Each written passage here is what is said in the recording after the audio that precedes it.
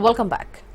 ఏ మాట ఏం బాదుడు, కొడితే సిక్సే కొట్టాలన్నట్టు బౌలర్లపై పగబట్టినట్లు ఊచకోత కోసేశాడు 14 ఏళ్ల వైభవ్ సూర్యవంశీ. ఇంత తేలిగ్గా సిక్స్ బాదేయొచ్చా, సెంచరీ చేయడం అంత సులువా అన్నట్టుగా ఈ చిన్నోడు చెలరేగుతుంటే చూడ్డానికి రెండు కళ్లు సరిపోలేదు. సవాయ్ మాన్ సింగ్ స్టేడియాన్ని సునామీలా చుట్టేసిన రాజస్థాన్ ఓపెనర్ సూర్యవంశీ గుజరాత్ బౌలర్లకు చుక్కలు చూపించాడు.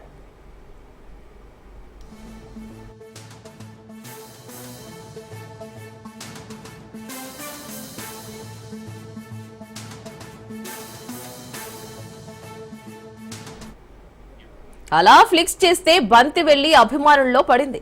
ముందుకొచ్చి కాస్త బంతిని టచ్ చేస్తే రివ్వున ఎగిరి స్టాండ్స్ లో కనపడింది.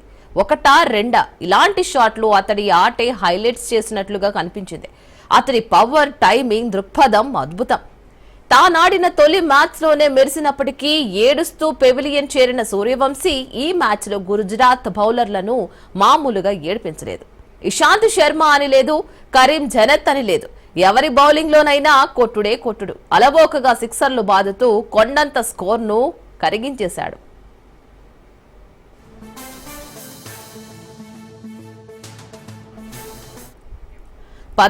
ఏళ్లకే 1.1 కోట్ల రూపాయలతో ఐపీఎల్ కాంట్రాక్ట్ దక్కించుకున్న సూర్యవంశీ మెరుపుల వెనుక ఎంతో కఠోర శ్రమ ఉంది. మనీష్ ఓజా కోచింగ్ లో ఎదిగిన బీహార్ కుర్రాడు రోజుకి 600 బంతులను ఎదుర్కొని సాధన చేశాడు. అంతర్జాతీయ స్థాయిలో పోటీ, అత్యంత తీవ్రత ఉండే ఐపీఎల్ మ్యాచ్ లోనూ మేటి బౌలర్ల బౌలింగ్ ను ఊచకోత కోసి ఔరా అనిపించుకున్నాడు వైభవ్ సూర్యవంశీ. ఇతనికి 14 ఏళ్లంటే నమ్మమనుకుంటూ ప్రేక్షకులు